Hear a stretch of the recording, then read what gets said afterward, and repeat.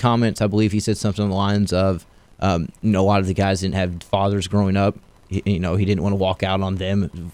Maybe kind of like maybe what already happened. Right. He's like a lot of these guys didn't grow up with fathers. They're looking at me like I'm about to do the same thing. Mm-hmm. And he said I just couldn't do it. And I think even if he didn't care about his players, okay, let's just say this. Which obviously he does. Obviously does. But let's just say he was by Petrino. Say he's Petrino. The team that he has coming back next year is outstanding. Is incredible. So why would you go to a place like Tennessee, who's a total rebuilding job, is not going to be patient, and you could potentially, if you're going to leave Louisville, it wouldn't be this year. It would be after next year anyway, because now you're going to be able to get a top 10 job if one comes open. Like, you're literally going to be on the short list of USC more than likely. I guess that would be one of the next openings. Would be probably USC. Yeah, that all the SEC schools that he would go to are locked up. Yeah, We've talked about that. Will Muschamp just absolutely wants to go to Texas, implodes.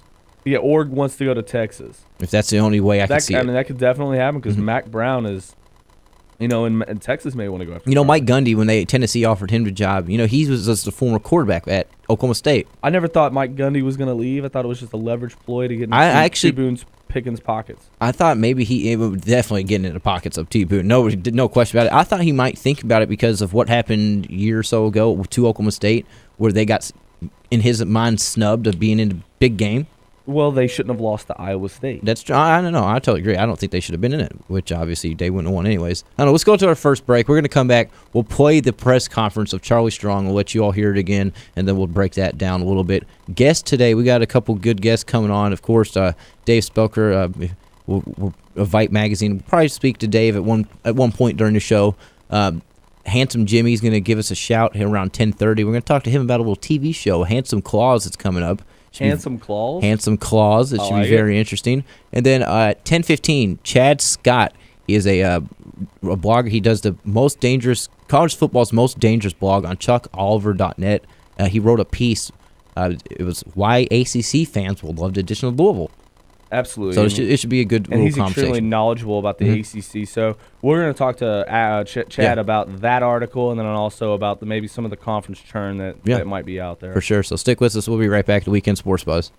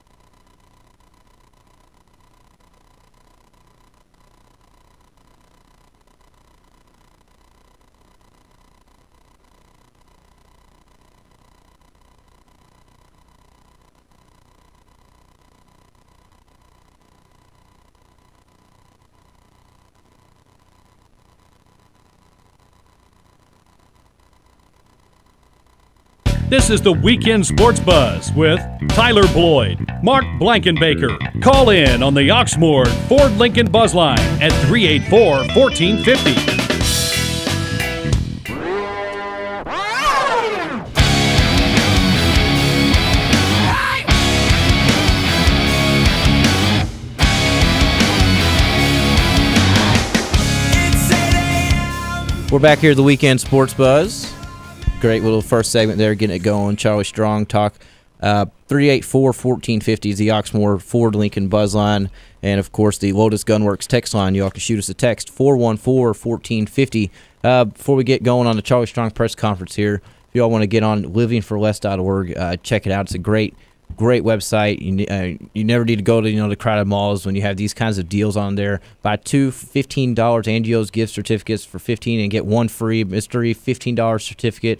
Bistro 42 out in Prospect, same little deal there. You get two $15 Bistro gift certificates for $15. Obviously, get one free $10 gift certificate to Boom Balls. I mean, the list goes on and on. Do they have an app?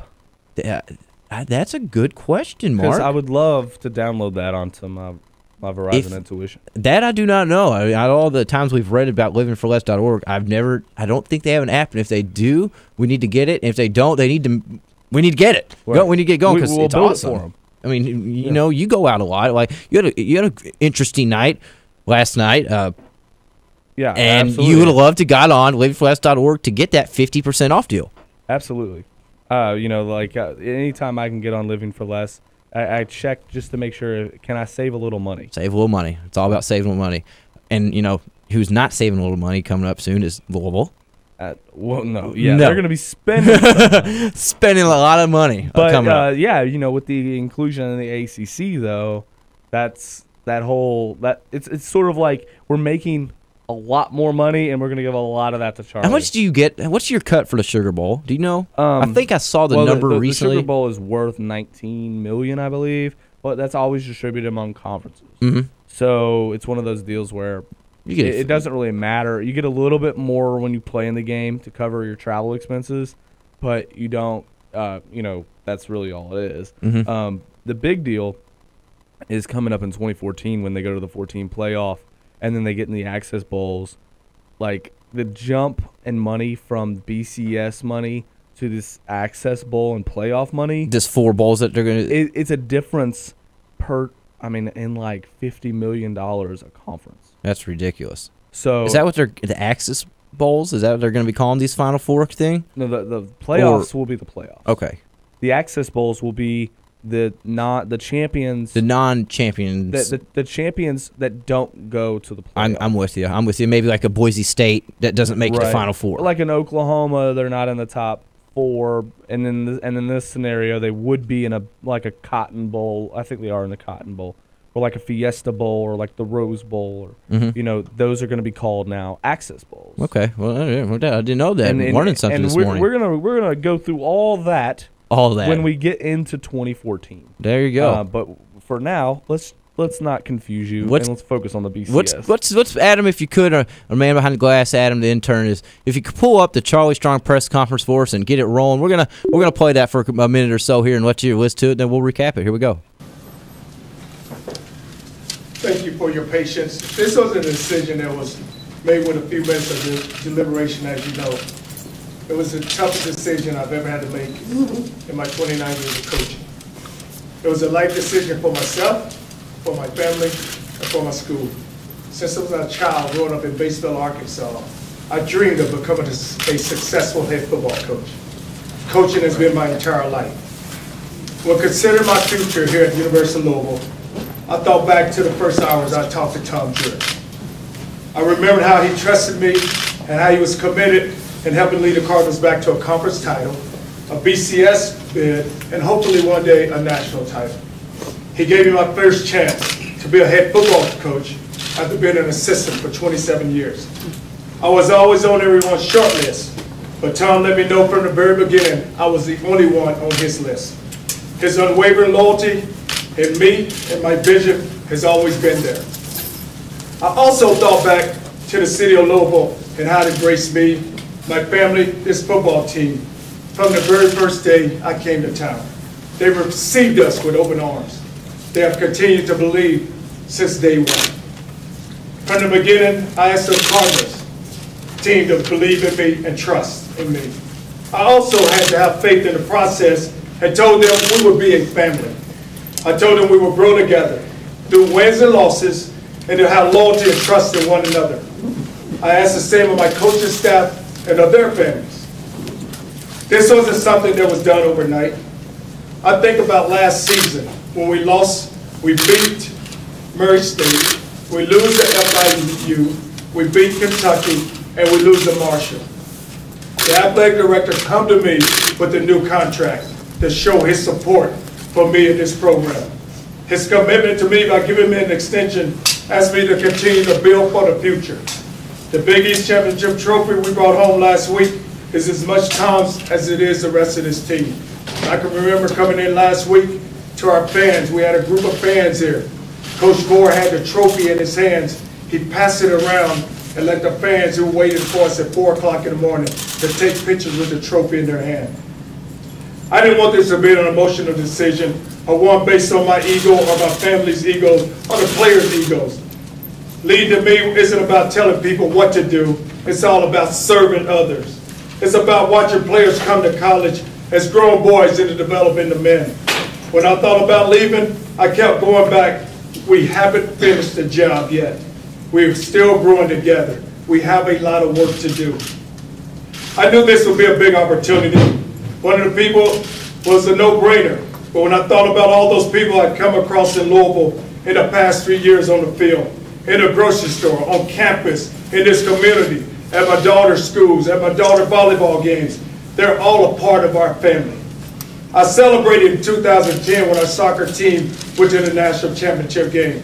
I can remember Sandy Pearsall going and winning a school record 55-plus games. Last year with the basketball team going to the Final Four, was able to celebrate. Watching our swim team, I remember me and my daughter Hopi go to the swim match and watch us win the Big East title. And so much has happened in this program, and so much has been built in this program under the leadership of Tom Jarrett. As I talked with my family, it became crystal clear to me that I needed to stay here at the University of Louisville. Louisville has a special place in our heart. After reflecting the last couple of days, I know the best decision to stay here or continue to work and build a program and to fulfill our dreams on the football field as well as in the classroom. I close with this paraphrase by Stephen Covey. You can buy a person a lot, but you can't buy his heart. His heart is where his enthusiasm is, where his loyalty is. My enthusiasm and heart are with the University of Louisville. Thank you. Perfect. Any questions, please? Charlie, when did you make up? Yeah, perfect. I mean, you could hear Charlie kind of get choked up there at the end. Just like in his introductory press conference to the university, 3 years ago, or actually 2 years ago, when he's like, I never thought I'd get this opportunity, and he had to stop himself, and then he's describing his passion for the school, and how he feels and where his enthusiasm, where his heart is. And you could hear him get choked up. It was an emotional moment being in the room. And yeah, the photographers are annoying. Yeah, sorry for the constant assault rifle clicks, but that's what happens when Mark Blankbaker, my man right here, gets raw footage straight from cardsandcats.com. Yeah, I mean, I really do get raw footage. I don't like to plug into the little box that they give you that'll give you direct audio from the microphones because you can't hear the questions in the audience, and I think sometimes that gives you context. I like the clicks. The clicks make you feel like you were there. You were there. I mean, I felt like I was there because of that. I appreciate that. But what I took, that's the first time I heard the full, what he said in full. But I heard his pieces. Well, I liked what he said, about, his, brought up his family, being locally. It seems like like I said, he embraces the community. It's not just about the University of Louisville. He actually enjoys being in the city. As you Louisville fans, you love him being here as well. Absolutely. And, he likes Louisville, and as you should, considering it's the #1 travel destination in the nation. Right? Well, did you see that? No, I didn't know that. Oh my God, you didn't see that? I'm gonna have to cut right into this Charlie Strong talk. Yes. Louisville was voted by City Search. I can't remember. I'll pull it up on our next break. The #1 travel destination, vacation destination for the summer of 2013. That's incredible. It's incredible. I did Why? not There's know nothing that. here. There's a it's lot of because stuff you here, don't but not the appreciate it. vacation. No, I love Louisville. There's not a I don't feel like this is a vacation spot to I don't take. feel like it's a vacation spot. I need to go to either. the beach. Maybe I need to go to the big people, city. People around need to take their kid to the zoo. I Just don't know. maybe. We have a nice zoo. I mean, there's a lot of stuff here. You got the Speedway. You can go up to the Speedway. Yeah, there's all kinds the of racetrack. stuff. There's plenty of stuff. I loved it. I love living in Louisville. But do you take a vacation here? That's the question. And do we define it as a vacation or a trip? I'm going to try to pull that link up, and we'll see what they define it. But it was crazy. They announced that Charlie Strong must have been reading it, and that's probably the reason he stayed. He didn't want why go to Tennessee? That's my main question. Why would a coach want to go to Knoxville? Have you ever been to Knoxville? I don't like Knoxville as a town. It's Gatlinburg is close. Yeah. But There's some cool. hills. You're not going to ever. You're a coach for football. What are you going to do besides? Well, I say the same thing about Alabama. Nick Saban gets Birmingham's $5 million. better than Knoxville. Well, he doesn't live in Birmingham though. Where does he live? Tuscaloosa, Alabama. It's Tuscaloosa. It's the smallest town ever. It would be a nothing town if Alabama wasn't there. And he gets $5 million a year to live there. For what is he gonna do with $5 million in Tuscaloosa, Alabama? I mean, literally, is he gonna start a mine and ring try after to find, ring I after know, ring? But what are you gonna do with $5 million in Tuscaloosa? You've never lived there. You don't know. There could be a lot of stuff you don't know about. I've been there. I've been to 7 They have games. a racetrack 7 Alabama games. in Alabama. I've been to yes. You've been to 7 Alabama games? Yes, Home? I have family. Is that awesome? Yes, it's incredible. Yes. I actually went to a 6-3. It was before Saban was the coach. Or he could have been a first-year coach, I guess. I forget now, but it was 6-3 Tennessee. Loudest game I've ever been to. My ears were ringing still on Monday. They were screaming like crazy at 6-3. And they hate I believe Tennessee. I hate Tennessee too. As obviously everybody seems to hate Tennessee. Nobody likes Rocky Top. Have you ever Nobody heard that? likes Rocky Top. They should have just hired Bruce Pearl or somebody. Just bring Bruce back for me for football. I'll never forget they were in the NCAA tournament and actually played Tennessee. And the worst thing was them actually being in the arena. They're banned in the arena for all the sessions. And if you go to all the sessions, you know what I'm talking about. They just play that Rocky Top All the time. and over and over. It's probably being played right now. They don't know another song. They don't. No, And that orange is obnoxious. I tell you, the callers down there. There's a lot of interesting callers around Louisville. I'm not talking about our show or the 1450 callers in particular. Just listen to sports radio. Interesting guys out there. But oh my God, you get down into Tennessee. When I was down there listening to that, they are characters down there. Well, It I really is enjoyed unbelievable. Really enjoyed listening to the Mark Stoops introductory call-in show. Oh, that was fantastic. I did too. Goodness. The callers are woo Stoops. I love it. Stoops. I think Stoops. We're going to talk Stoops in the second hour a little bit because he's officially they got the D coordinator DJ Elliott there. Yep. I'm excited. You Big should Blue be. Nation's excited, and he's getting a lot of praise. But wrapping up the strong press conference, Mark. The overall, whoever is his PR guy or the writer is amazing. Oh yeah. What would that exact job title be? Oh, I don't know. Public relations. Public relations. Thank you. That's the word I was trying to get out. The public relations relations. The PR. I guess I was right. Yeah. Was awesome because that he didn't say one wrong thing. He nailed it. He nailed it. He nailed that press conference. I feel like he really sat down and thought about it. Oh, yeah. I don't think he actually has a PR guy. He probably doesn't. I'm just getting out there that press conference. He couldn't have said more perfect lines left and right. It was everything. It was reported, leading up to that Lou Holtz was in his ear about being happy and not chasing things that you don't have because you've never had them, but being happy with where you are. And if your family's truly happy and you're going to be given everything that you could possibly ever get, then you know what I mean? Like, be happy with what you have instead of, the grass is always greener is in a really easy scenario. But then Charlie Strong used this quote, and I don't know who that poet or person is. It was a good quote. But I liked it. I did too. And you nailed it pretty good, but I wouldn't want to have Lou Holtz in my ear unless I had a spit guard.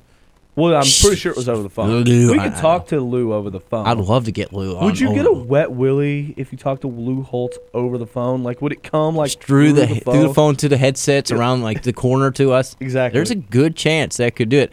Talk about a guy who couldn't be more excited about a bowl game. Lou Holtz, or God. Dick Vitale, or ESPN. Oh my goodness, they're so excited. They so excited, and the Heisman is Who today. Heisman's today. Who do you like in the Heisman tonight? I'm going to save that one because I'm up in the air. I want to talk about that. Okay. Let's go to our break so we can get our man Dave Spelker on Fight Magazine. We're going to talk a little bit about the opening of the basketball season and the issue, the preseason issue, and his top 10. Be a quick segment with Dave, then we will talk about that when we come back to the Weekend Sports Buzz.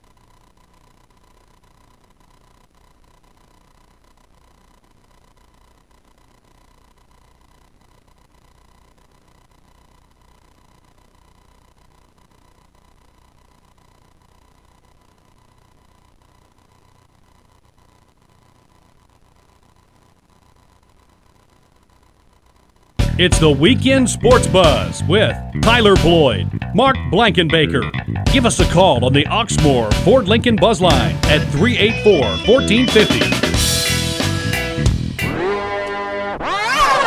For 6 long years, I've seen We're back here at the Weekend Sports Buzz. Myself, Tyler Boyd, Mark Blankenbaker. Go check out our sweet websites, KentuckySports.co. Right there you can get strict Louisville, Kentucky news. And if you want the best Louisville coverage, you get on there because my man Mark nails it with his great blogs. You can follow him on Twitter at UofLSheriff50 and, of course, at CardsandCats.com. And go on to KentuckySports.co where we do all the state's coverage. If you got on there just recently, you would have saw that it is officially official that Willie Taggart has accepted and will be the next coach at South Florida.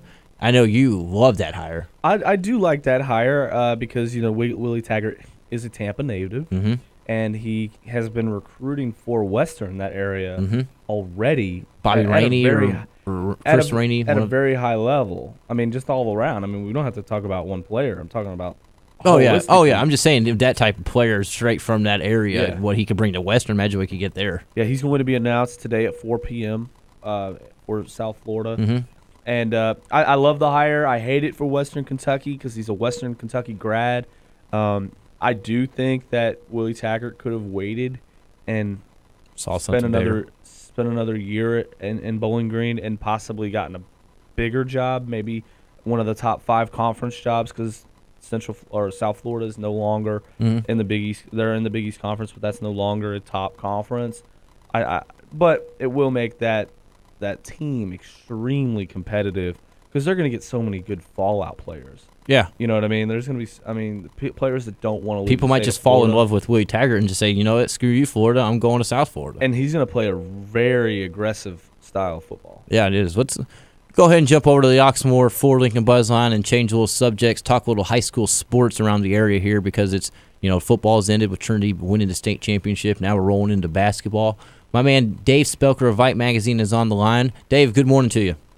Hey, guys, good morning. I have to wonder, does now Bobby Petrino's name get mentioned for Western Kentucky? That would be hilarious. Actually, I heard that he reached out to Arkansas State. So if you've ever want to see a state divided, look at what's going to happen there in Arkansas. But I don't think he gets that job either.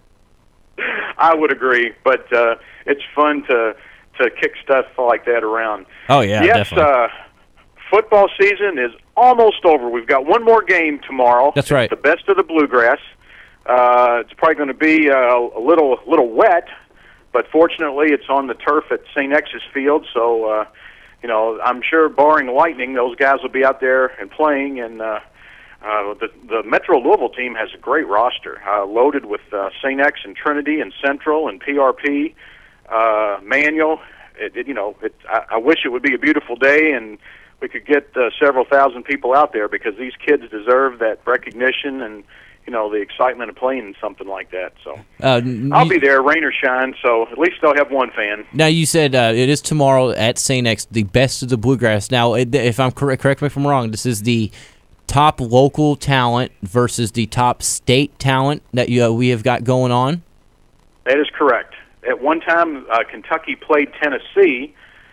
Each year, Tennessee started getting their tails kicked and backed out. So now we have to divide it up like this. So, it does allow for more state players to participate, which is good, but it was always nice to kind of see the orange on the other side of the line of scrimmage. Now it's, What times does that get kicked off? And is it, is there an entry fee? Let the listeners know, because I know there's a few people that have actually asked me about this when we initially talked about it. I believe tickets are $10 at the gate. Again, 2 o'clock, St. X Field over on Poplar Level Road. Let's see, Kenny Walker from Atherton is coaching the Metro team, and I can't think of his name, but it's Simon Kenton's coach as the out in the state team. Yeah. So that should be it should be a fun day at St. X. Now, off the top of your head, if you don't know, no big deal. We'll get out there and find out. Are there any Louisville or Kentucky commitments in this game? I don't know. Okay. And I should have done some homework there to find out. That's okay. But I do know several of the big name players. Now James Quick isn't, and Hatcher isn't, because of course they're going to be playing in the U.S. Army Bowl in early January. But there are a lot of big names, and I know you can go to that website and see both rosters. bestofthebluegrass.com, I think it is. There you go. Everybody check that out if you want to go watch one more football game. You know, it might be a little wet outside tomorrow. It's not supposed to be a torrential downpour. Not maybe too cold. Get out there at St. X, 2 o'clock. Check out the Best of the Bluegrass. Again, Dave Spelker, Vipe Magazine online. Moving on a little bit here. VipeGreaterLouisville.com. Get on there because you need to look at Vipe's top 10 list, courtesy of our man Dave. You know, your last one came out on the 3rd. Your top 10 of locals, not your top 10 of Louisville, Southern Indiana, and across the state. And it looks like you got Trinity, the defending champs. That's your number 1 spot. Right. Yeah. What we're doing is we're taking all the schools from our Vipe territory, which is the 8 counties surrounding, Metro Louisville. So if there's, a really good team from maybe down in Hopkinsville, and you're wondering, well, why aren't they in there? They deserve to be in there. Well, in most polls, maybe they would, but we're kind of keeping it close to home with the schools that we love, and we do have Southern Indiana and the Louisville area, and for this week, I did move Trinity back up a notch, only because. Ballard did get a loss. Of course, it was to an awesome team, and in the grand scheme of things, that doesn't mean a whole lot. But Trinity really impressed me in their opening game. They only allowed 16 points. Who'd they play? So, they're the defending champions, and I thought, you know what, I'm gonna nudge them back up to the top of the list there, and see how it hashes out. And let me tell you, it is just volatile with all these upsets already. We had some great games last night. I don't know if you saw some of the scores around town. But Butler upset PRP. That was a bit of a shocker. PRP number 4 on your top 10. Because Butler had just lost by a few points to Bullitt East a few days ago. Mm-hmm. So that's probably a clue that they're a good team. And obviously last night after that overtime win, they're going to be cracking into the top 10 for sure. Yeah, I'm looking at the full top 10. I'll run down it real quick from 10 to 1. Collins, Jeffersonville, Indiana, Fairdale, Clarksville, Central, Bullitt East, PRP, who you did just mention just lost, Eastern, Ballard, and then, of course, Trinity. It's a pretty solid, strong top 10. That's on the boys' side. The girls' side of things, you have a male, Jeffersonville, Indiana, Butler, Ballard, Sacred Heart, E-Town, Cal, Mercy, Assumption, and Manual from 10 to 1. On the girls' side of things, Dave, it seems to be that Manual is very strong this season.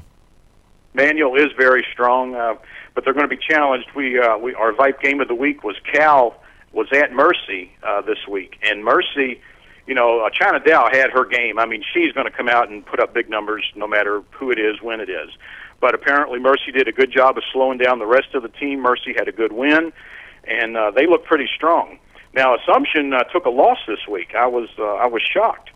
So they may drop a little bit, but they're still very good. Manual, like you said, is Manual. Sacred Heart is playing very well.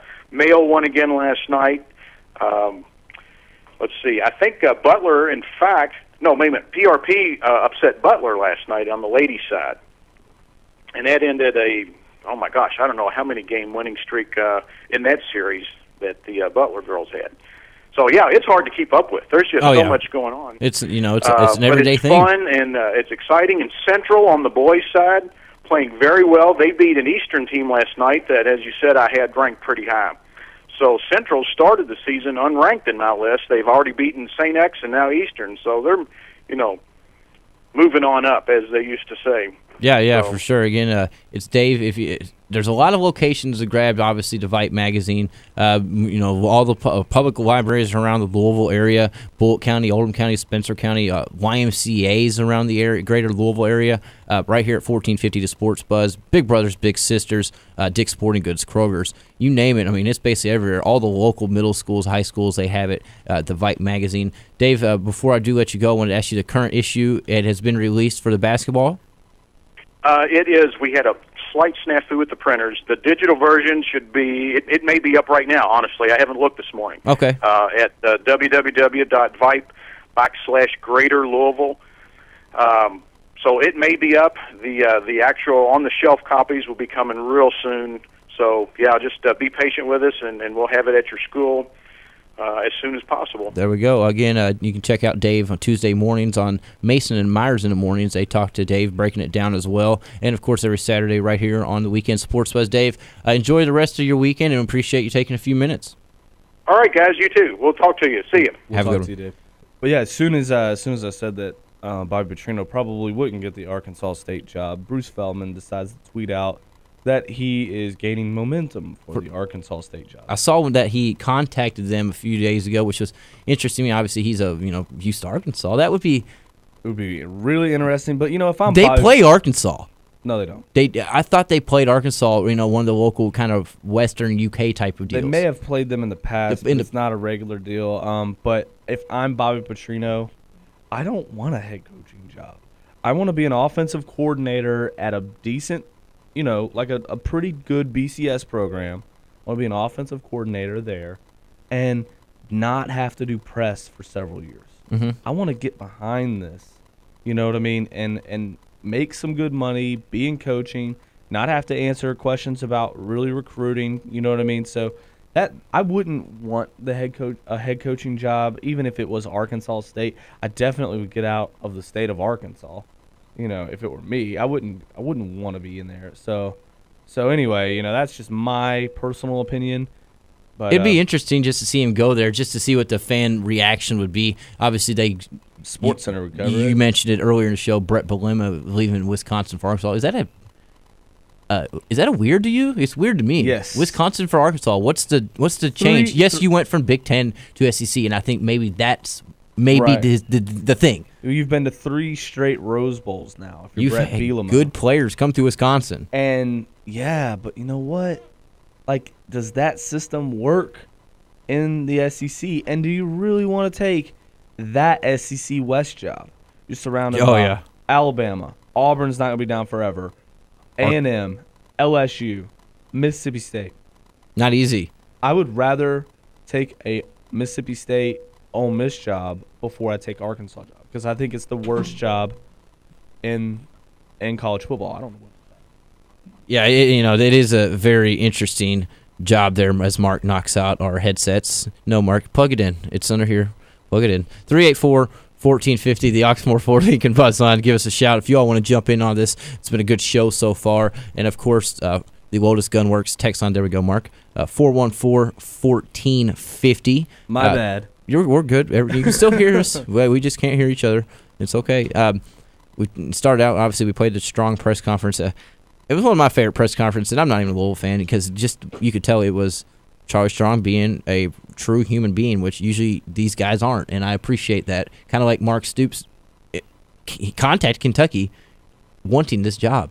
I can't wait for the Stoops era to begin. You gotta like people who want to be where they are. Exactly. Not I'm here so I can get the next thing. And you know what? Maybe Mark Stoops knew that he could do well at Kentucky, and people would take note of that. It would be his school forever. And then eventually he could get another job. Or maybe he wants to be at Kentucky forever. Before he did his introductory press conference, he'd never been on campus. So we can't say that he loves it to the fact that he's going to be here forever yet. He may fall in love with it, which, he might pull Charlie Strong and fall in love with it. Had Charlie Strong ever stepped foot in Louisville's campus? He had, because of his relationship with Seth Hancock and the proximity to Churchill Downs. He had a lot of Hancocks around here. John Hancock. Right. Well, Seth Hancock's, he's a little bit different kind of Hancock. Okay. But no, you have to kind of drive through. You don't have to get to Churchill Downs, and he had driven through the. So he'd seen the campus. He's never been involved. He couldn't love it. Yes. Obviously. Because I drive through it a lot, and I don't love it. Well, that's just because that's you. I know. Yeah. I'm just saying. Actually, I think the Louisville campus is a very nice campus. It's extremely nice, and it's getting nicer. Yeah, I agree. When they get those silos down, it's going to be even better. They're taking those down? Yes. I actually don't think they should. I like them. I think that's what do you want to call it? A monument of the. It's not a monument. Not a monument. I'm trying to get the right term. I can't get it. You're driving on 65. And there it is, University of Louisville. You know where you are. Right. Well, that's kind of like what I think it's cool. I do. That property is going to be allocated for something else that will be another monument. Like what? Charlie Strong. Charlie Strong statue. The big Charlie Strong. Gigantic. Huge. Yeah. A baseball bat. Bull Slayer size. They're going to have to reroute air traffic around that thing. Now, is there? Before we get to our break here in a couple minutes, has there been? He mentioned. I think he said we haven't talked contract. Has there anything been released, maybe squeaked out of what he's going to get numbers-wise? They'll release that when they get it finalized. I'm going to assume after the Sugar Bowl. I think he's going to get it before the Sugar Bowl, to be honest with you. I think he's going to get it here in the next couple weeks or so. I thought maybe they would just kind of wait until strictly concentrate on that game and allow Charlie to, do your thing. Oh yeah. Well, they're gonna announce it at a opportune time. That's true. I mean, they're not gonna do it the week of. But they're also not gonna hold it. If it's done, they're gonna find. They're not gonna do it on a day that there's a basketball game. But they're gonna definitely. Do you think do something like that. he has lost any percentage of this fan base, or was it totally won back when he said sorry? I think what he said about the fan base, the Big Blue Nation, is true. Well, not necessarily Big Blue Nation. Well, that's what lost a lot of them at first. Well, yeah, because he could have said any other school. Mm-hmm. You know what I mean? And I think that he was just thinking in terms of basketball how that happened. Yes. And he's like, why can't we do that? And I think what Charlie still really doesn't understand about our fan base is that it's a little bit more than half of one county in in the state of Kentucky. That's true. Jefferson County. And you got the Big Blue Nation. Bullitt County, there's a lot of the surrounding counties of Jefferson have plenty of Louisville fans. Yeah, but outside of that, but still, we're not talking about a majority percentage. I know. Okay, so the only county that they have a majority percentage in would be Jefferson County. Kentucky gets some Southern Indiana. That's really healthy there. But we're not talking about a huge number of people. I mean, if it really came down to it, nuts and bolts, how many people are hardcore Louisville football fans? I think the number actually is between 35 and 40,000 people. And the rest of the people who come to the games, hardcore basketball, are the rest of the people who show up to football games are casual fans, bandwagoners. Now, will you for the spectacle sort of thing? Will you all? I mean, not you all. Would the fans? Will it change? That's, I guess, what needs to be. Will it change? Yeah, watching some kid try to dunk as he falls on a ball rack. Will it change? Will you see 50,000, 50, whatever you tweeted at me, 55,000 the other day? 55,000. Will it be 55 strong? And I'm talking not for Kentucky. I'm talking for Arkansas State. And will they leave early? I mean, is it going to be a change of scenery? I guess it's slowly been changing, and one of the reasons why it's tough to see that change is because of the stadium expansion. So party deck doesn't help. The party deck doesn't help. But when it was 42,000 people in 06, that was a very packed stadium. You know what I mean? And it was tough to get a ticket. Ticket prices were high. You expand the stadium, now you got 13,000 more tickets out there, and so it's a noticeable change. But the behavior is really what needs to change. Not in terms of bad behavior, but in terms of booing support. After one bad drive. Well, don't worry about that. I noticed that a lot this season. I'm talking about showing up for card march. Okay. Not leaving to beat the traffic, because let's get real, okay? I go to the games. I'm there way before. You're there early. Most people. Mm-hmm. I'm there way after people most times. And if I leave an hour after the game, that traffic is not bad. Not bad at all. It's not bad. 30 minutes is really not bad. If you wait around, hang around, talk to your buddy beside you for 15, 20 more minutes, go walk down to your car for 20 minutes. Yeah, go down after the game, shake the players' hands. They do the thing. They do it. They do the shake thing. Mm-hmm. Then go down. You don't have to rush out. Why are you rushing? You're going to go rush to get into traffic? Enjoy your time. What's an extra 15 minutes going to be to support your I mean, exactly. you support your team enough. Just an extra 15 is not going to hurt you. You showed up. You're there. You paid the money. You paid the money. You paid that paper money. Yeah, I see this, but I do that at basketball. What if it doesn't change? You see people, as soon as the 4-minute timeout happens, they're out. It could be a 2-point game, and they're leaving. And guess what? The traffic at the KFC Yum Center, it's non-existent. It's because it's a great setup. You can hop right on 65 and you're out. It's beautiful. It's beautiful. But people still leave because of traffic? Are you serious? You showed up to a game, you paid $50 for a ticket, and you're going to leave 4 minutes to go in a 2-point game? That's what I question. Because of traffic that doesn't exist? It's not a Florida game, I believe it was, when you're 9-0. I question, you're 9-0 or 9-1, whatever it was. Why did so many fans leave the overtime? You're talking about UConn. The overtime, UConn. Why? I mean, it was. I mean, there was still probably 40,000 strong at least, but a lot of people left. And it's just, I don't know. I think that's what Charlie wants to change. In my opinion, it will slowly change, like you said, but it's not going to totally change because this is a basketball state. Yeah, it's a basketball state, and that's the Louisville fan base. But Charlie's now obviously accepted. He's got over his Final Four junior reporters' comments back in his day.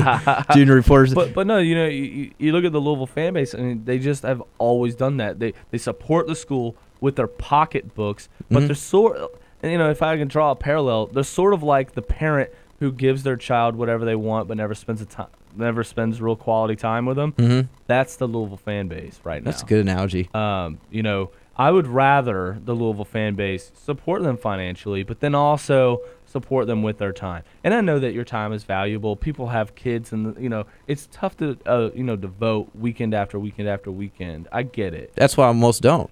And I know. And our but fan when base you do, isn't large enough. But when you do, devote it for that full 60 minutes. It pays off. It does. Let's go to our break. I know we're at the top of the hour. We're over just a second. No big deal. If anybody wants to get in when we come back, that number is 384-1450. And, of course, at 10:15, we will be talking to Chad Scott. He did a great piece that Louisville fans would probably want to read. You can check that out on chuckoliver.net. Why ACC fans will love the addition of Louisville. We'll be right back here on the Weekend Sports Buzz.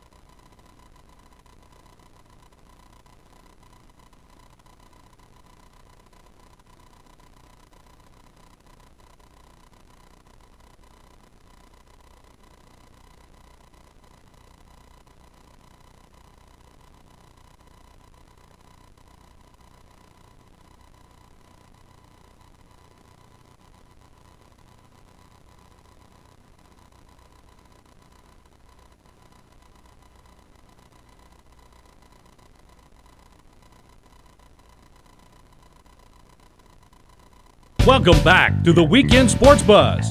Tell us your thoughts on the Oxmoor Ford Lincoln Buzz Line at 384-1450. Welcome back to the Weekend Sports Buzz. My name is Mark Blankenbaker, joined by Tyler Bloyd. And on the line right now, we have Chad Scott of ChuckOliver.net, college football's most dangerous blog. Chad, you wrote a fantastic article this week regarding why ACC fans will love the addition of Louisville.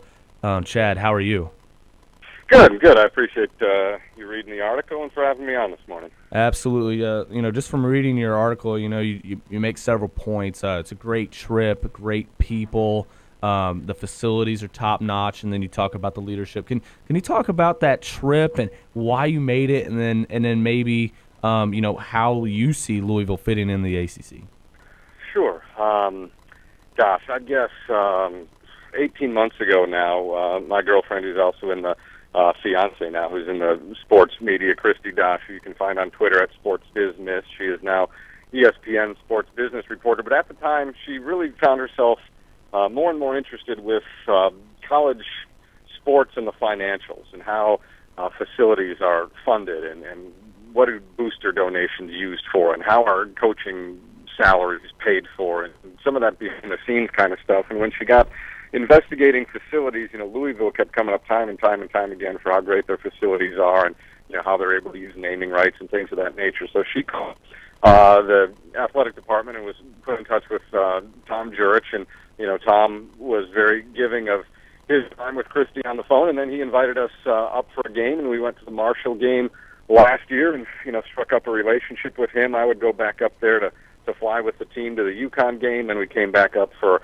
the Pittsburgh basketball game and just built this relationship with Tom and his family and some of the other folks in the Louisville athletic department, and it really opened our eyes to what is still a hidden gem largely nationally. It's not a surprise to anyone in athletics. Anyone who's ever been there, if you work in college athletics, what an amazing job Louisville has done with its facilities. But for the average fan, the average Georgia fan or the average fan or the average UCLA fan, they have no idea that Louisville has a suite of facilities as good as those. So, that kind of began, my relationship with Louisville and enjoying my time in the city, getting to know some Louisville fans, which kind of led to, the column I wrote. And, it's very true. When you look at fans of the ACC, when you bring another institution in, they want a great trip. They want it to be somewhere that's easy to get to. They want it to be somewhere where you can have a good time. They want the fans to be, hospitable and passionate. And, I think Louisville, the university, the athletic department, and the fans are all of those things. I think it's a great move for the ACC and a great move for Louisville. Absolutely. The Louisville community as a whole is used to hosting with the Kentucky Derby every single year. So we have that kind of ingrained, and, every Louisville fan loves a party. Chad, what can you tell us moving forward? The Louisville program has just moved out of a very tumultuous situation with the Big East. Now they're moving into the ACC. How settled is this situation? It depends who you ask, I suppose. Some people will say that the league is on incredibly thin ice. Others will say that its foundation is still strong. I believe that the foundation is still strong, but that there's work to do. Look, I'm an ACC advocate, but what cannot be denied is that the gap financially and in terms of perception between the, certainly the SEC and the Big Ten and the Pac-12 and even the Big 12, between the gap between those conferences and the ACC is widening. The ACC has a terrible perception and image problem based largely on how bad the football product is.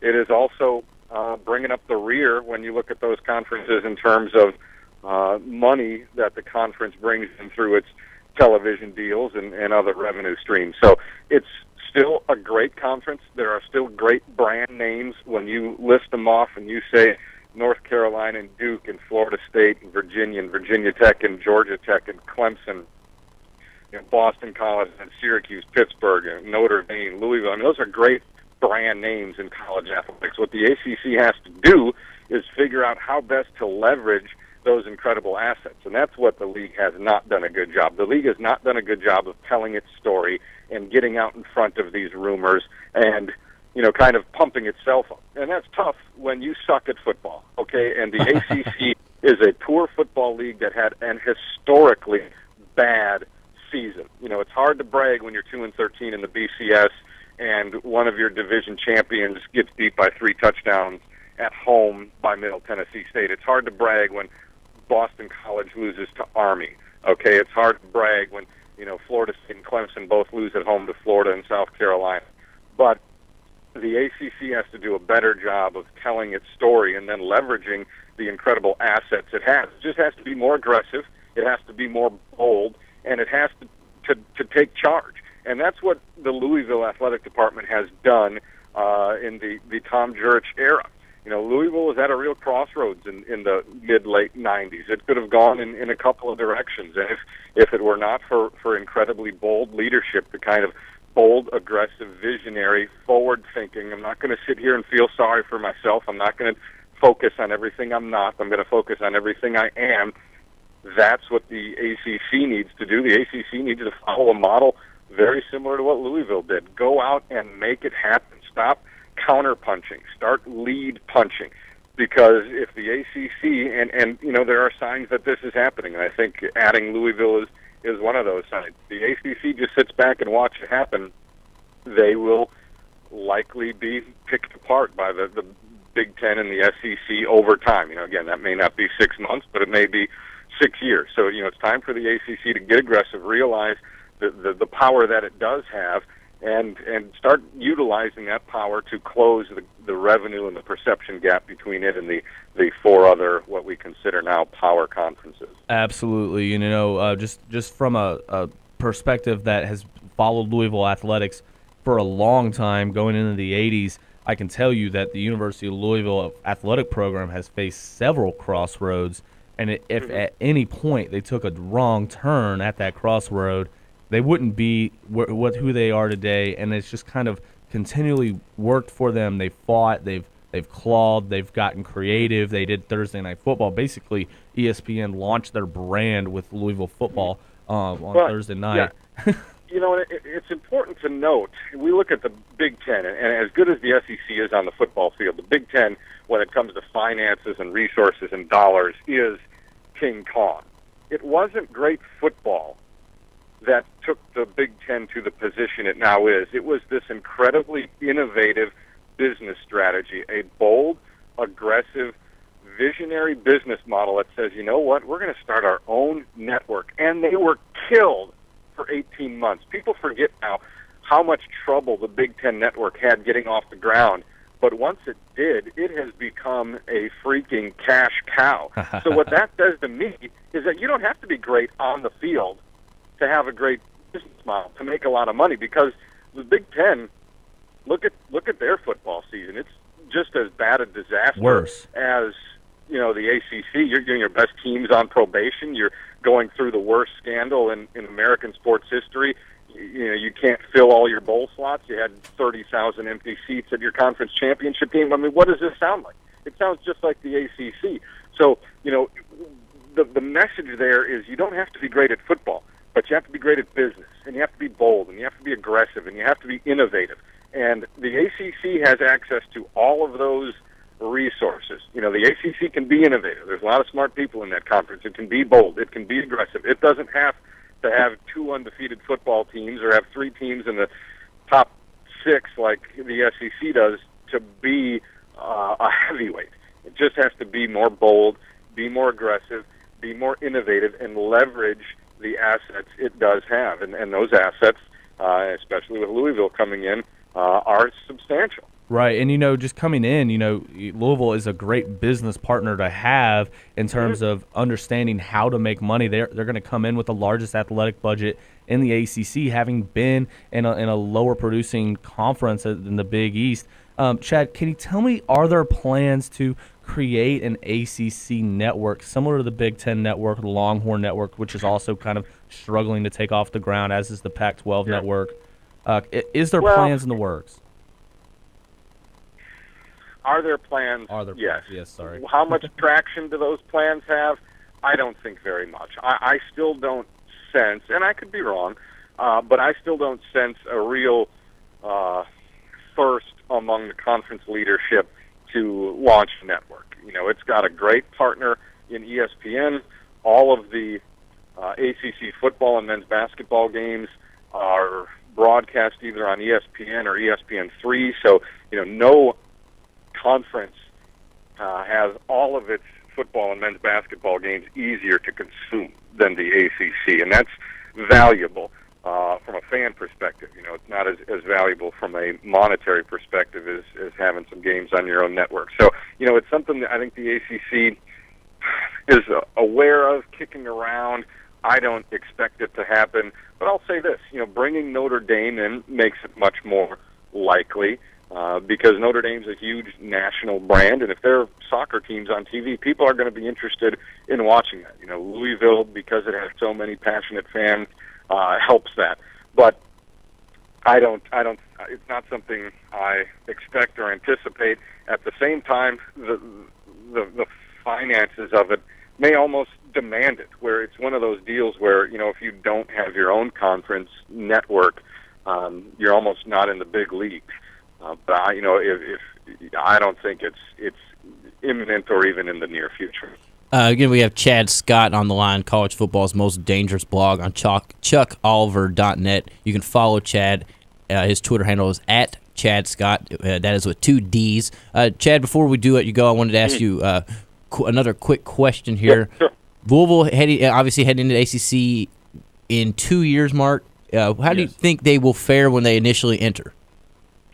Good. You know, keeping Charlie Strong was huge, obviously, to maintain that continuity. He's built a great foundation there. I think, you know, recruiting in Florida will only be aided, and Georgia, for that matter, which are 2 huge recruiting beds, will only be aided by moving into the ACC. Louisville's going to go into a division right now with Clemson and Florida State, so it's the better football division in the ACC, but that is a selling point as well. You know, you get to play those schools, you get to go to those big stadiums. So if you're trying to, you know, recruit someone from, you know, Palatka or, you know, Adairsville, Georgia, you know, being able to tell them, hey, we're going to play Florida State, we're going to play Clemson, we're going to play these, you know, big football schools and SEC-like atmospheres, that'll only help. So as long as, you know, nothing unforeseen happens, I think Charlie Strong has a great program built, and they'll come into the ACC is, you know, in the top third, I would imagine. Yeah, I would totally agree. I'm a Kentucky fan. My man Mark here, he's the Louisville guy, so I got to give him respect when it's due, credit when it's due, and, you know, they're doing big things. I do got to say this. I just got a text from one of the listeners out there saying they would love to hear your fiance's standpoint on this, being the female perspective side. So maybe one day we can bring her on the show and, you know, get her thoughts of it.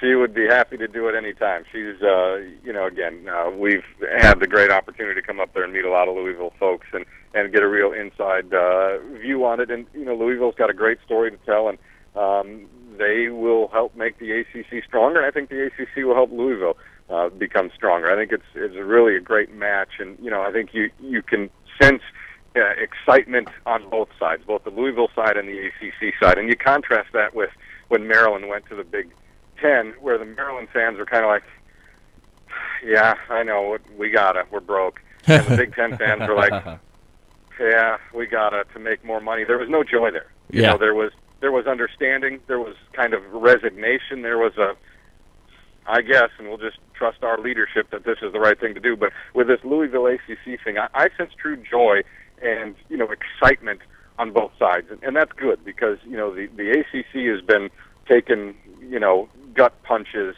for the better part of the last year, really, in regard to all the conference realignment rumors. So it was nice to, you know, have something that ACC fans and really the rest of the nation was totally on board with, because, you know, the college sports media has made a cottage industry out of beating up the ACC. But when this move was announced, you know, aside from, you know, very limited voices here and there. It was universally acknowledged as a good, smart move for the ACC, and obviously, validation for everything Louisville's been trying to do for the past 15, 20 years.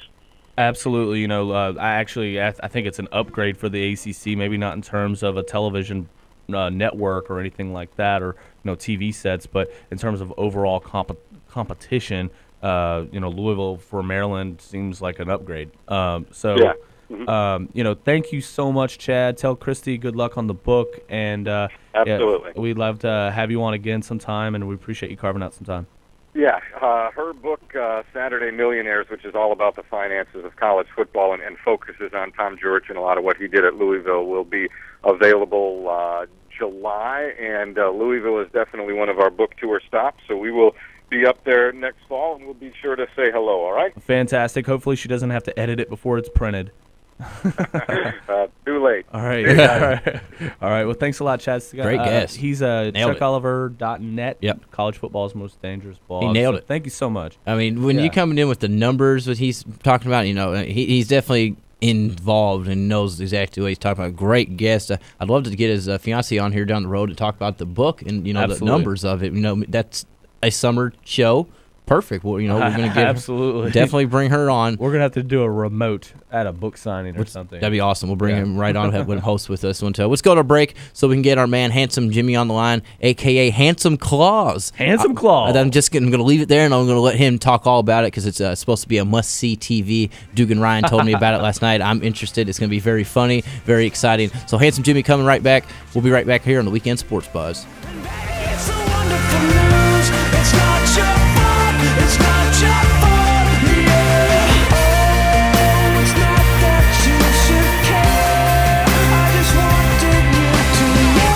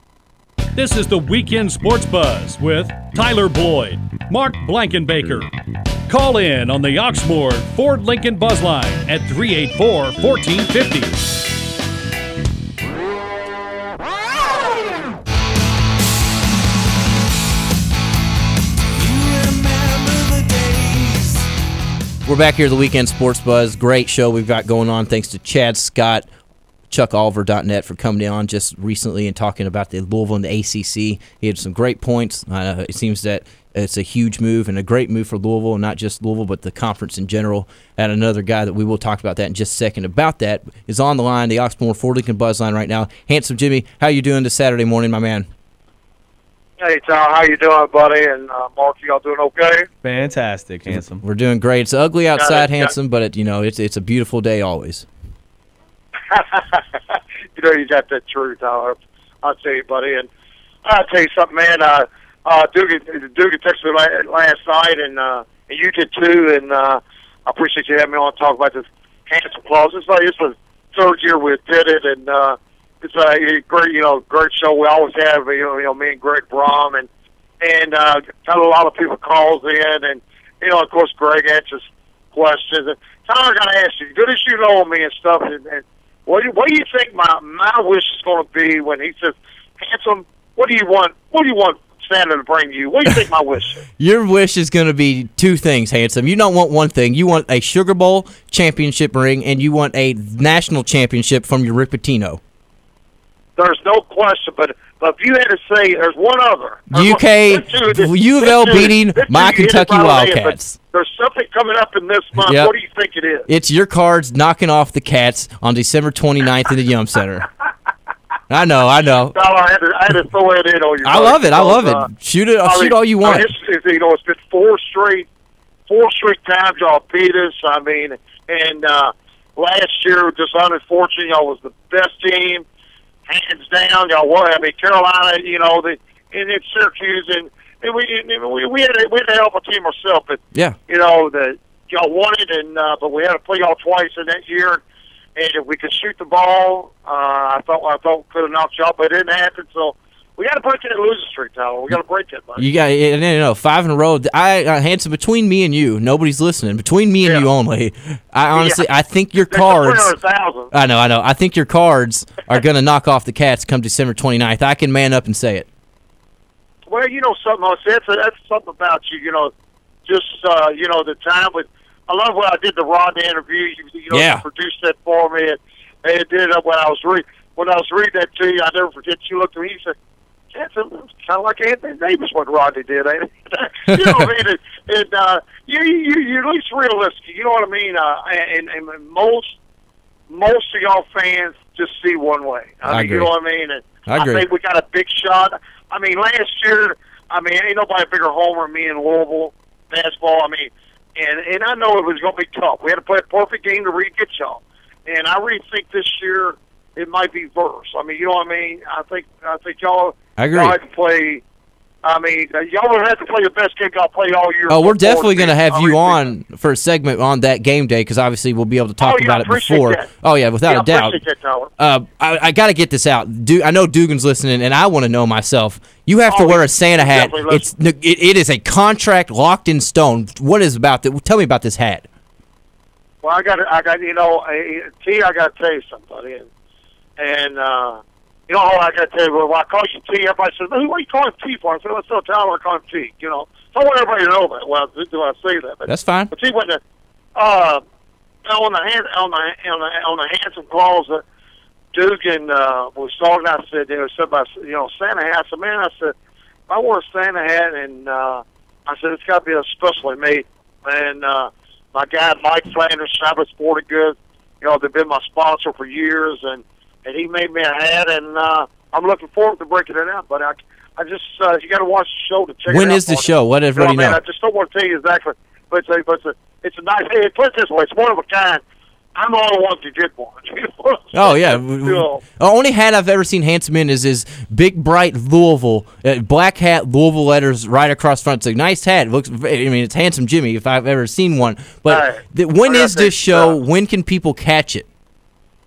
It's on Insight Cable, channel 21, T. at 11:30. It's the only, and that's just about this. Dugan Ryan has got the only, and us got the only live TV show right after the news off at 11:30, channel 21 on Inside Cable. Live TV. People to call in, interact. It's unbelievable. Name somewhere else around this area. Anybody got nobody.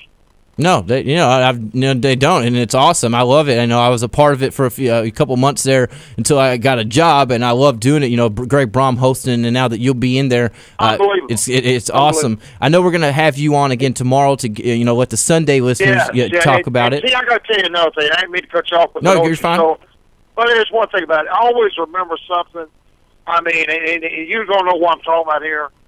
See, we all in the 1450 family together. You know what I mean, buddy? Oh, yeah. All be as one. I mean, you like the school up the road. I like the Cardinals. Mike likes the Cardinals. Dugan, even though he don't say he's a Cardinal guy, he's Western. Trav, and I mean, we all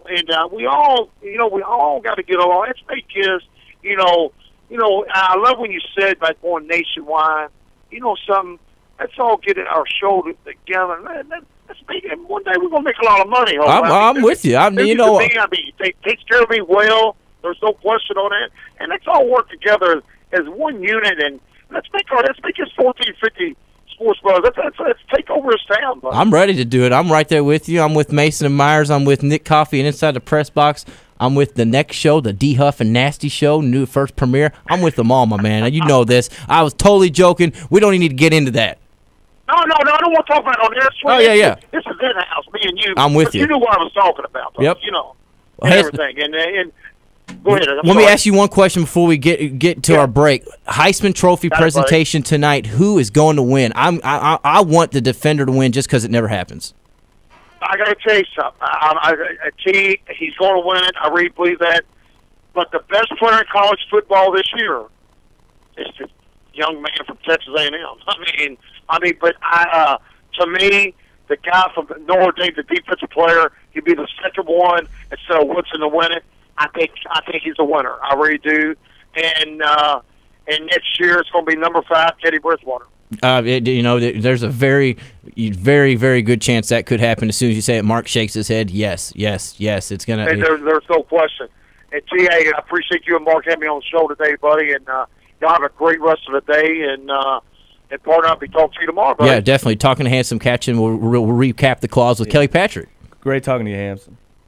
Yeah, Handsome. The TV show. I believe he may have said 11:30. I think it's actually at 11 when it gets kicked off. No. I think he said it's 11 o'clock. Okay. Unless they change the time, I could be wrong. 11:30, Channel 21 on Insight. It's a fun show, interactive. A lot of callers. Greg Brom, if you want to talk, you just got to tune in. I promise you it's a fun show. We're an hour and 36 minutes in the show. We haven't talked about basketball yet. And that happens never in this state. And it's been good. It's been a great show. Football talk. When you got Louisville and the Charlie Strong going on and Louisville and the Sugar Bowl, you got to talk about it. I know. And if you don't, you're dumb. And that's why it's good. And since I did bring it up to Handsome, let's go to it before we hit our break. Heisman. That's tonight. I honestly, I looked at the group last night and I was like, man, I really feel like Teddy belongs in this group. Like maybe I don't think he should win it, but I felt like if you're going by numbers alone, and not looking at anything else but numbers alone, Teddy Bridgewater is right there. Yeah, and the way he gamed, his gamer, his game day, his mentality, the way he just is tough. He had a couple games that really kind of messed him up, but I feel like just in terms of the players that are there, he belongs to be sitting in those chairs. I mean, he deserves to be. Yeah, there's only 3. Usually there's 4 or 5 guys at least. I guess it was just it's not clear cut this year, which it's kind of cool. I like it. It's not strictly Reggie Bush or Matt Leinart years where you're just they won it before the first game. They won it already.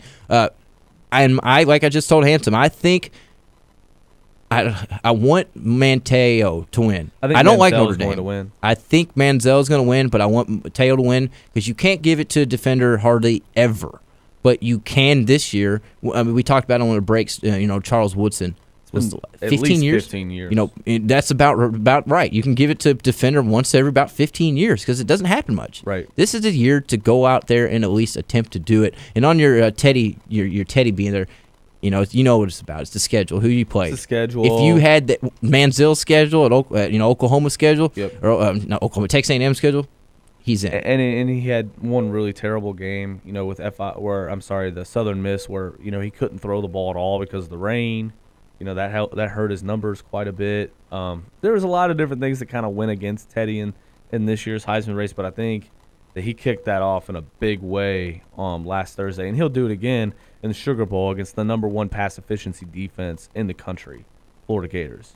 So, yeah. I mean, I really think that, if he's going to make a name for himself, plays well in that game, it's going to be a huge lift for, next year. Hey, let's go ahead and go to the Oxmoor Ford Lincoln Buzzline while he's on the line instead of going to break first. We got a minute. Truth is on the line right here in Indiana. How you doing this morning, Truth? Well, good morning. How you doing? Doing great. Good. Day is a great day for the state of Indiana. Going to win the Heisman Trophy, pass Ohio State up. Going to have 8. Mm-hmm. Indiana going to win the national championship in soccer. That's true. We're excited, and Cody Zeller and them play today. What else you can ask for? All the local trio play today. Truth, I haven't actually checked. Who does Indiana play today? Is it a Cupcake? Yeah, some team from the YMCA just picked up a team going to bust a clock. But then not another. Today is a big excited Indiana bringing in 11 guys, 6 of them from Indianapolis, and they could be going to play football for IU on defense. So we got a big day in the state of Indiana. Yeah, I know you mentioned it to start off Indiana winning the Heisman. So you believe that Notre Dame's Teo will win the Heisman tonight? Yeah, he went to Notre Dame. That's all it asks for that. That's all it takes. You might be. He might be right. You might be right, Truth, and I hadn't even thought about that. Notre Dame across his chest. Yeah, it's a good point. There was something I was going to bring up to you, but I just lost it. I went to Teo. It was about your Hoosiers and Tom Crean. There was some new about his recruiting strategy. I can't remember. Something to Marshall County Hoop Fest. I'm not for sure, but Truth, as always, we appreciate your call. We're at the top of this break. All right, bye. All right, thanks, Truth. It was about Tom Crean and recruiting at the Marshall County Hoop Fest. There was something that said. You can look it up. I'll talk about it tomorrow with him when he calls back. I'll get it. Call back tomorrow, Truth. I'll have it for you tomorrow. I promise. All right. Let's go to our break. All right. Adam. We're breaking. for this weekend Sports Buzz. We'll be right back. All right. Thank you.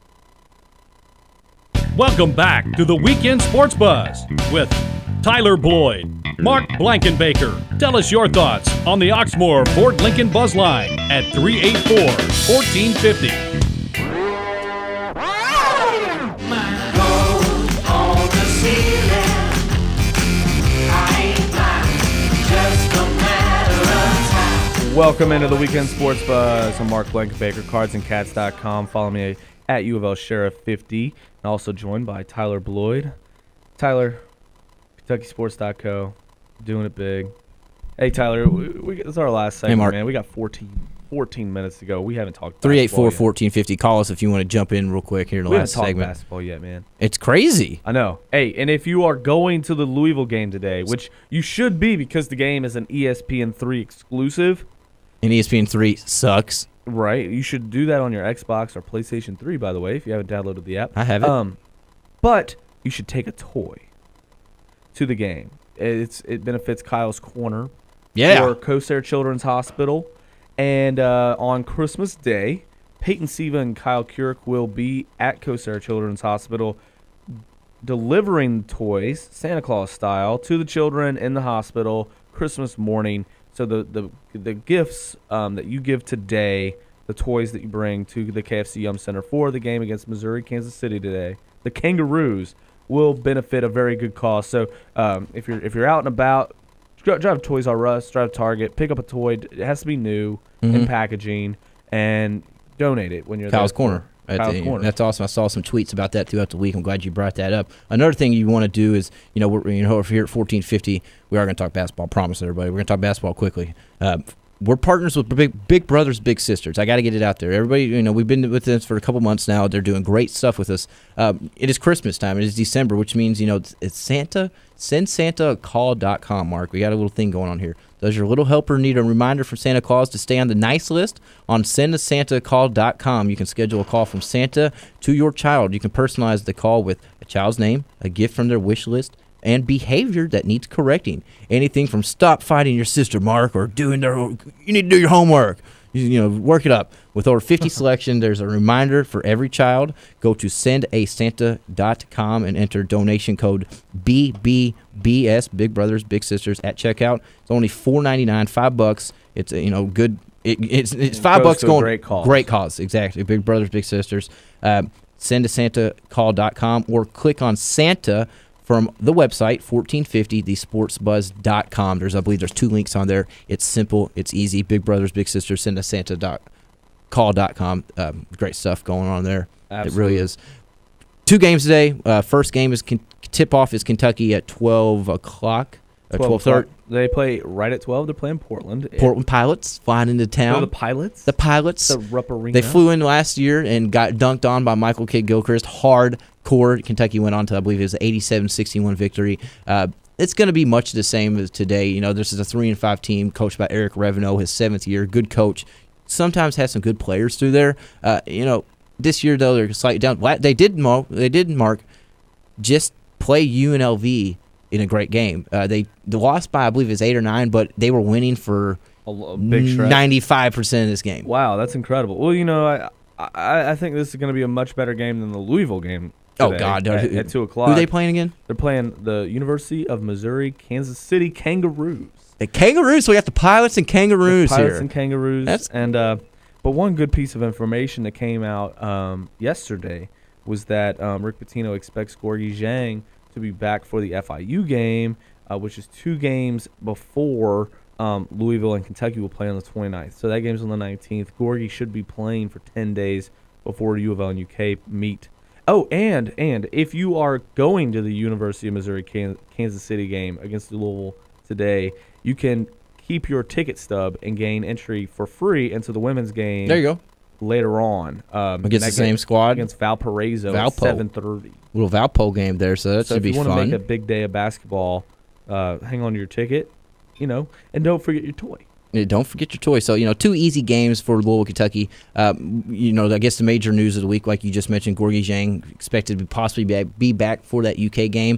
On the UK front, Ryan Harrell has practiced a lot now. Calipari is in the Cal camp, the boot camp for 3 days. Get this damn team in shape because they're not They say they are, they're not. Yeah, I thought it was funny in his press conference after the game this week against Sanford. He went down his roster and he was just like, Nerlens Noel, not in shape. Willie Cauley-Stein, not in shape. Alex Poitras, not in shape. They all Archie Goodwin, not in shape. He said it to every single. What was interesting after in the post game, all of them were like, "Yeah, we're there, we're in shape." Maybe you don't. You think don't you are? know what You're kind of not good shape. in true condition shape. True condition shape was Michael Kidd-Gilchrist running up the court for 40 minutes, 100 miles an hour. Well, you really need to be in good shape now, because when it comes down to March and you're playing tournament game after tournament game, and you're trying to advance and you're clawing and you need that little extra push, that's when that becomes a real key issue. And Kentucky last year, and Louisville too, they were in extremely good physical condition, and that was one of the reasons why they were able to do so well. So Cal said himself, you're not going to see anything overnight. The results, it's going to be a month and a half when you see the results of this boot camp. But you might as well kill them like physically over this, this stretch before you get into the conference play. You got to kill them now, because once conference hits, it's 2 a week. Right. You're nonstop. You get 1 week off basically throughout that 16-week schedule, or whatever 12-week schedule it is. I can't remember. Yeah, but they can run them all the way up to Christmas. run them really. up. You can run them through the Louisville game. Really, I don't think Cal's worried about that Louisville game this year. Honestly, he knows it's huge. But if I had to take a wild guess, he wouldn't he wouldn't kill himself over a loss to Louisville. Right. Knowing where Louisville is right now. Yeah, he's beat them 4 straight times. 5 times. And, it's just it's a little nuts. So. It is crazy, but on the team in general for Kentucky, it's Ryan Harrell. Him coming back and practicing these 3 days is huge. He needs to be back in shape. He needs to regain the 8-10 pounds he lost. Once he's back, you could tell in the final few minutes against Baylor when he did play more, he could make that team. He made the team better. He couldn't put the ball in the basket. That's just going to come over time. He got guys in the right place. He got into the paint to allow the ball to get outside. That Kentucky was down 14. He came in. They put on a run to cut it within 4 every time. Ryan Harrell is a huge improvement to this team. Without him, this team doesn't go anywhere once they get into the tournament, really. Maybe the first weekend at most. But if he's there, I'm not saying they're national champions, but they could definitely make a Sweet 16, Elite 8 type of run. And that's what I expect if Harrell is healthy and playing. We just got to wait, and that it's going to be like Cal, a month and a half. We will know a lot more about this team. Absolutely. Ryan Harrow as a point guard on Kentucky makes that team significantly better. And so, having him back is just going to be a big boost to that team. I don't believe that Kentucky is anywhere near what they were last year. No. But who is? Indiana, maybe? Yeah, maybe IU. I mean, if Louisville gets Gorgie back, they might be able to play at that level. But, man, I'm just telling you, man, Kentucky really needs that game's on ESPN 2, so you can tune in locally and catch that a little bit better than ESPN 3. Any of the 4-letter networks still kind of irk me, but on the other side of Louisville the season, Zhang, him coming back, in a few more weeks, when he comes back, he's obviously not going to be immediate impact because he's still going to be that first 2 games back, which will be a UK game, but it's a month. It's a month down the road for Louisville as well. How good could that team be? We've seen where we are now. Russ Smith's obviously the top dog putting the ball in the basket, no question about it. But I think it rolls in your power forward slots. You got a lot of talent there, and they need to. If Shane plays like Bohannon could play, maybe like against a Florida, Louisville is tough to beat. Absolutely. When Louisville gets Gorgie back, it's his offhand, so he should be fine. He should be fine Yep. shooting.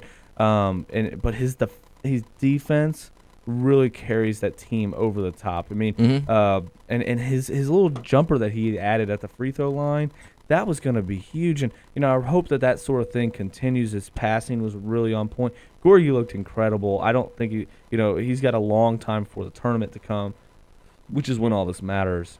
It's all about to make the tournament. Well, we're going to make the tournament. I know that. I'm saying get in the tournament, and then it matters. And then advance and start winning. Ask Northern Iowa. Ask Butler. Ask VCU. Exactly. That's when it obviously get there, and it's all that what happened before then is almost erased. Right. You get that Big East championship. You get that SEC championship. We're celebrating a fist pump. That's obviously not the big goal here in Kentucky. It's not. Right. It's the championship, and Final Four or bust for Louisville this year. It's got to be, right. It has to be Final Four or bust. I mean, if they go to the regional final and get beat by a top team, by a really good team, you can't be upset with that. But at the same time, you got to think that this is a Final Four team. So anything less than that, you want to be. And the thing is that the road to the Final Four for Louisville this year is extremely easy. They're in Kentucky. They're in Lexington. Potentially that they'll go to Rupp Arena. They'll play in Indiana for the regional. Mm-hmm. They'll play in Atlanta for the Final Four. All local. So all very Same for easy Kentucky. Drives. Kentucky can't play in a Rupp. They won't play in Rupp, but locally enough. Greensboro probably, where there's always something. Right. They could get the Indiana. Mm-hmm. I doubt it. But they'll still be close and by. So the road to the Final Four is extremely advantageous for the Louisville Cardinals this year. So, and then the roster really sets up well. So this is the year for Louisville basketball. If they're going to win a championship, this is going to be the year. And they have really great shooters coming in after this. But I gotta think Gorgie Zhang's going to be in the NBA after this. You think he'll leave after the junior season? I think if he gets into the top 15, he should. He's not even in the top 2 rounds. Yeah, he is. No, he's not. We had this conversation last Sunday of our callers called in. It goes up every day, so he's moved in now after not playing. And Russ Smith is in the first round now. How? Too. Well, see, there's different drafts. So I was looking at the NBA mockdraft.net. There's multiple drafts. Right. 3 or 4 that are. But I gotta believe just with Gorgie's defense and his offensive I think he should be totally that he's gonna be a top 15. Russ by the end Smith. of the year. I was talking to some Louisville buddies. I don't think Russ Smith will be an NBA player. I do. Just because he's so small. But I also I also say he could be because he's that good at putting the ball in the basket. He's that good at He's got a lot of work for the NBA. And he plays great defense. And who cares, though, because it's where we're at right now. It's both are great teams. I know you mentioned the team. I think Kentucky, we're going to have a few guys stay this year. With what's next year, like Willie Cauley-Stein, I think he stays. But then he's also projected in certain top 10. Yeah, but he won't be. I don't think he will be by the end of the year. I don't think he will either. I think you're the only real player that Nerlens and Archie Goodwin will go. Yes, those two will go. And maybe Alex. Maybe Poitras. He loves classrooms. Right. That might keep him around for another year. His sister, his twin sisters at UK. So that made me keep him around. 3 years you can graduate. Season. Patterson did it in 3. Maybe he pulls a Patterson type deal. Maybe. He loves school. Yeah. He does. I think 2, possibly 3 go, but who stays in? Wiltshire's obviously gonna stay. He can't go because he's so damn not athletic. Harrow, with what's coming next year, I mean, I don't want to talk about it because it's ridiculous. Well, because you got to look. Because we got to look at this year, what's going on, and we got a lot of basketball to play. We're coming up towards the end of the show here. Chad Scott was a great interview talking about Louisville and the ACC. Absolutely, I loved having him on. Definitely, and his fiance Christy is ChuckOliver.net. ChuckOliver.net. His fiance Christy's very knowledgeable in college sports and is releasing a book. Make sure you bring a toy today. Yeah, take a toy. I can't emphasize that enough. Take a toy. Take a toy to KFC Yum Center for the game. There's plenty of get a cheap toy. Go to Walmart. Yeah, just $1 in the Walgreens at my house. It gets you a toy. It gets you a toy. Just anything. Stop in. Get something. It's gonna go to some kid who really, honestly, is going to appreciate it. Couple of quick hitters, real quick, in the last minute or so here. Butch Jones, he is going to Tennessee. Finally, they found a coach. We thought he was at Purdue. We thought he was at Colorado. We thought he might be staying at Cincinnati. He turned down UK. It seemed that he may have. Nobody really knows if he turned it down. If it was offered, it's up in the air. Who cares? What about the irony of Peyton Manning texting him to take the Colorado job earlier in the week, and then he ends up taking the Tennessee job? That's crazy. That's super crazy. So Tennessee, I know they hate that hire. I think it'll be okay. We'll find out down the road. Rajon Rondo had a triple-double through 3 quarters yesterday. That's pretty good. Incredible. That's incredible. That's incredible. Tomorrow's show of here 10 to 12. Myself and Kelly Patrick. We got Joe Tronzo. We're going to talk to Joe. We're going to talk to Joe. We're going to talk to Joe, a former Cardinal, obviously the pregame radio host. Talk to him about the Sugar Bowl, Farrell Elliott, fantasy football, and then everybody else that's going to call in. Handsome Jimmy. We're going to talk a little bit more about Handsome calls. I got to get more out of this from Handsome, and I will do that tomorrow. Mark. Get on cardsandcats.com. Great stuff going on there. Are you going to be at the game today? No, we're sending Jason today. All right. We will be at the game. I think we got to the game in Lexington, UK. Anyways, check us out tomorrow. We'll be right back here. D Huff and Nasty Show, 1450 to Sports Buzz.